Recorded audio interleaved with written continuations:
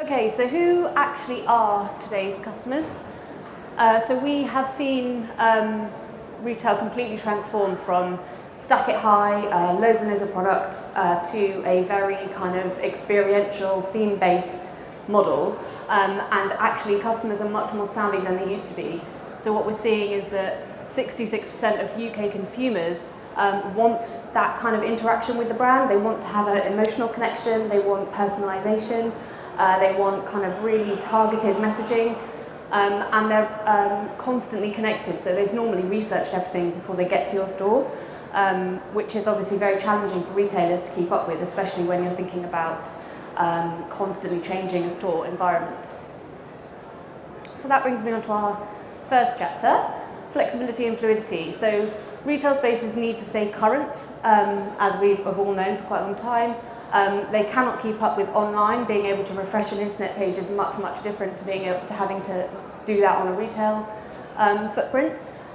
So some examples that show some of those things and how we can tackle that are covered over these next few pages. So the constantly evolving, these are examples of some stores that are trialling having things revolving all the time. So these are kind of department stores or pop-up stores, such as Trend Island in Moscow. So what they do, they have a roster of brand new brands, emerging brands, and they are constantly changing them. So if those brands don't do well, they replace them with another upcoming brand, which means that every brand in that store has a really kind of buy now element to it, because you don't know if it will be there if you go back in the following week. So there's always some sort of changing reason to go back. In Real Life is a similar one. They were a digitally native brand, and they've just opened up a physical space in Chicago. And these are places where you can then try your product, but you don't necessarily have to buy in there. You can then go and order everything online as you would normally, but this gives younger brands especially a footprint and a space to promote themselves and get their brand known. And again, Showfields in NYC, they call themselves the best store in the world, which is quite a claim. But their plan is that you go into a very immersive space through lots and lots of different areas. They have a theatre, they have co-working space, flexible working space. So you would go in there essentially for a myriad of reasons. It wouldn't just be for retail. The retail is almost secondary. Here are some examples of some really well executed pop-ups, which is another very similar, that kind of idea of constantly evolving, but these are single brands rather than department store style. So these brands have recognised that actually they can't keep up with the store format having to change so often. It's very expensive, it's very time consuming, it requires a lot of design process. So what they've done is done much more fleeting pop-ups, which then they create huge buzz about online.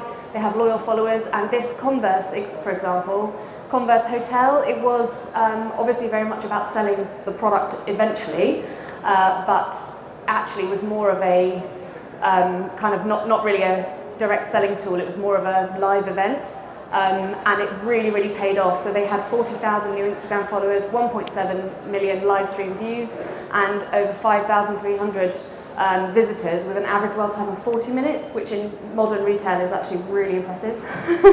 People are very fickle.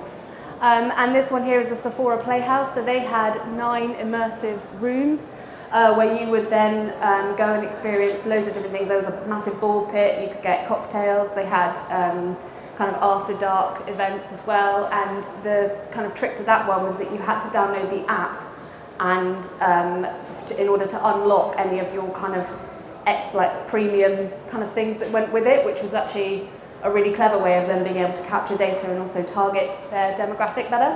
So this is an example of somebody else, more like a case study, who've done it really, really well. So Adidas launched the 19 Boost trainer recently in New York, and they hired a space which they then kitted out very, very simply, very cost effectively, with essentially interactive games to make a really memorable experience. Now, if you go into a store previously, this would be the kind of thing that you'd see, there'd be like a podium on one side, or there'd be like an area dedicated to it, but instead of that, which is no longer engaging enough, there's not enough buzz around it, there's not enough room for an experience, what they did was, instead of having any integration in store, they just did it solely in this area, and then each of the games was designed to tell you something interesting and scientific about the design of the shoe. So being able to feel the boost on a giant seesaw, or being able to jump up and down and then get a fortune from the ceiling, and then also balancing on a beam through a ball pit to get to a prize at the other side. So these are all kind of really fun ways to engage with a new product, really immersing yourself in the brand, but also making a really memorable experience. And then finally, this section concludes. We're talking about Louis Vuitton here in LA. So after their success a few years ago now of having a sort of roaming exhibition around the globe, they have launched, which was only open, actually I think it's closed now, it was only open from July to September. And this was a space in LA where there were 9 different spaces based on the idea of a museum and some of their collaborations with other designers. But there were loads of exclusive things that you could only get by going in here. So there were certain products that you could only get in this store, and things like filters. So you log in, you have the app, and you can then, when you're in there, you then had a load of filters for your Instagram or for Snapchat, things like that, which actually proved to be really, really successful, something very popular among a lot of people nowadays. So the next section, change in focus. So we've seen that actually counting sales in the traditional way with SKUs is no longer really a way of measuring your metrics, because people aren't shopping in that way anymore. So this is about changing your focus from sales to a service model, and how VIP treatment and designing spaces around those relationships is actually really helping in terms of sales and brand awareness. So VIP treatment, Shiseido in Tokyo have a 4-story, I should say, store which has recently been renovated, and it kind of works like their loyalty scheme. So the ground floor is all for tourists, and very much just a cosmetics area, which is still very digitally interactive, but is quite traditional in the sense of you shop there. But actually what they found is that customers aren't going there for that. They're going there for the 2nd and 3rd floor, where you have a hair salon and a makeup bar and exclusive experiences with makeup artists. And then I believe then on the 3rd floor there is another level where you can have photo shoots done. They have a studio in there. And there's a lot of design around being able to gather around and take a seat and actually stop and dwell in the space. Similarly, the Nike House of Innovation, this is again very much about getting an app and joining the brand digitally first. So you would download the app, then you go into the store, it recognises you're in the store, you do your shopping, but you can tell the app what products you want delivered to your changing room, and then in the changing room, the door has your name on it because it knows from the app, and your stuff is inside. And you can then shop that way. You can ask for other sizes, you can change the light settings in the changing room to get the perfect selfie, things like that. So they've found that's a really successful model, and actually the fact that everything has become so accessible now via online and via people sharing everything on social media, this idea of exclusivity has been lost, which people are now really trying to get back, and that idea that you've actually got something special and you've had something different, which is what these brands are now trying to do. So Retail Plus, this is the idea of something being more than a store. The CEO of Gentle Monster quite famously said it's no longer about location, location, location, it's location, location, installation, his point being that actually this should be more like a art gallery experience with a kind of byproduct of the products at the end. So people go into this to see that curated, very unusual, often really random as well, kind of art gallery feel. But also the eyewear and everything is then kind of incorporated into that. So you do get that sort of changing gallery feel of like, oh, this is a fun thing to do on a weekend, rather than it being like, I need a pair of glasses, I just have to go and get them, which has actually proven very successful for them. And Alexander McQueen, so they've opened up a flagship in London, and the interior of the store is very interesting in terms of its use of materials, and it's not product heavy, but I mean, luxury designer stores often aren't. But the interesting thing about this is that they've actually put a whole floor above which has archive information on previous designs, designers. You can collaborate, you can do workshops up there. They have special events where people come and teach you certain things that are unique to the brand, and there's a waiting list for that. So actually that kind of engagement gets people into the shop, but then also makes them stay and makes them learn a lot about what is going on. So just an interesting statistic, 77% of consumers have chosen, recommended or paid more for a brand that provides a personalised service. So these kind of bespoke concepts are actually much more popular. This one was a really interesting one I really wanted to share with you. So this idea of experience economy, how far will that go? And so Casper brand, the brand Casper, they are a mattress company in the US, have opened up, they do have showrooms, but they have opened up this space called the Dreamery where you can buy sleep. So the idea being that they've recognised that people have no time, people are very busy, the ability to switch off is really difficult, fitting things in their day, and actually being able to just take an hour, 45 minutes out of their day is really, really useful. So they opened up this space called the Dreamery, completely kitted out with everything from their brand, so all the linens, mattresses, the decoration, everything is theirs. There are 9 sleep pods, and you go online and you book a nap, essentially, or just, you can just go and relax in there. And you go into one of these pods for 45 minutes, and then you have a coffee, and you have a lounge, and then you go back to your day. Just carry on like nothing happened, but feeling much more refreshed, which is actually is an interesting concept because not many people would think, okay, I've got loads to do, I need to go and now have a nap. But it's proven to be a very successful concept in terms of getting their product out there and also the relationship of people between that and their mattresses. So they've seen their sales soar massively.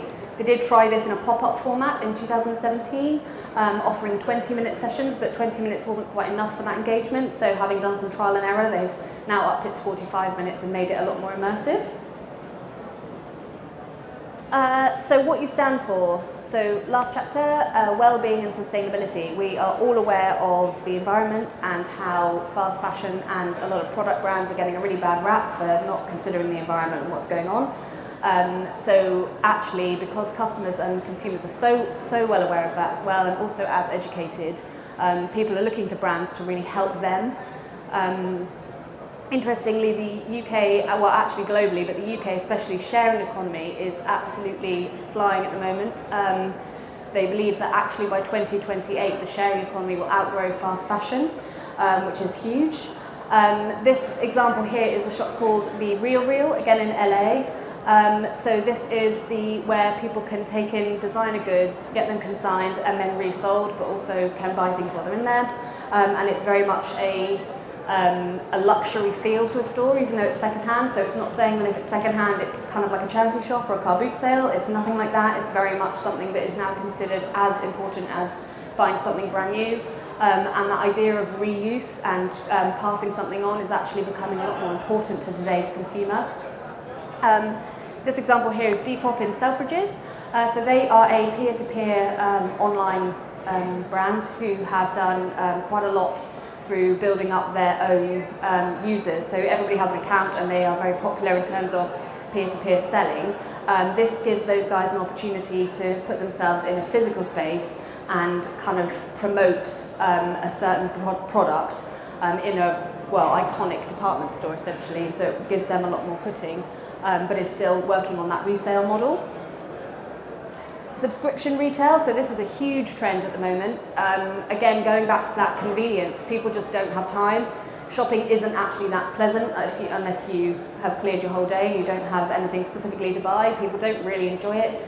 A lot of people find that if there's quite a big gap between the really interesting experiential retail and the regular kind of really awful queue at the till for hours retail. So actually doing it on a subscription is something really, really popular. This company, Le Tote, they also do maternity, which is obviously again something very important in terms of that sustainability. Baby clothing, we talked about that last year actually with the brand Vigor, the subscription service, very, very similar to this. So you literally sign up, you can do it on a different level of subscription depending on how many items you want. If you really fall in love with an item, you can still keep it, there's no pressure, and you get it 50% off the retail price, and then you can send it back when you don't want it anymore and they'll send you something else. So you get your wardrobe nice and fresh, you don't have that storing of old clothes, and you don't have to worry about recycling it yourself or any guilt about landfill. And then this example as well, the Nike Adventure Club, so they've done a really great job in terms of keeping kids popular with the coolest new shoes. So you can sign up here, there's I believe, 3 different types of subscription you do, and they will send you up to 12 pairs a year. So as soon as they've worn them out, they want a new style, they just want something different, you can then send them back, and you also get a load of games and things to play with. So reduce and reuse. The one on the left, your guys' left here, is Patagonia. More than 60% of millennials will pay more for eco-friendly products.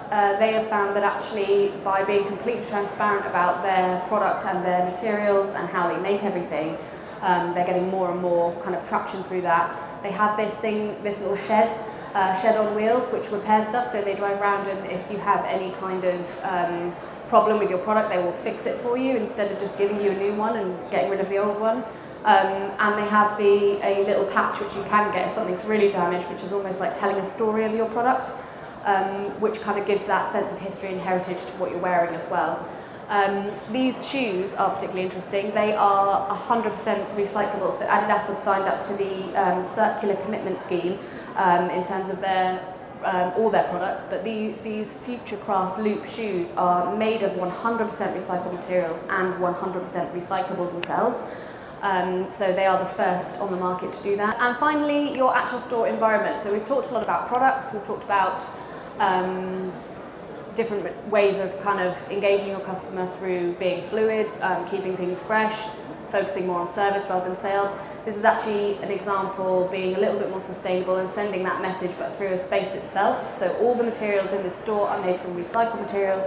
You can send in your old products that you've got from them, and they will recycle them for you. They will make them into other things. The rug is made from recycled woven fabrics. These are made of recycled plastic found in the ocean. And these units here, which are really, really interesting, and they actually have a strategy, as you can see here. There's an example. People need to think about that end strategy, and this store is a brand that have actually really done that in terms of proving high-end credentials of upcycled material. So that's it. In summary, I just wanted to leave on a really positive note, because actually retail gets a lot of really bad press in terms of everything being very negative. That's not actually true anymore. It's more just that it's completely changed. For every retailer that is closing stores in 2019, another 5 retail chains are opening, which is really great news for the retail market, but it's just how those stores are looking, what they're turning into, and how fleeting will they be before the next lot come in, which is all part of that kind of staying flexible idea.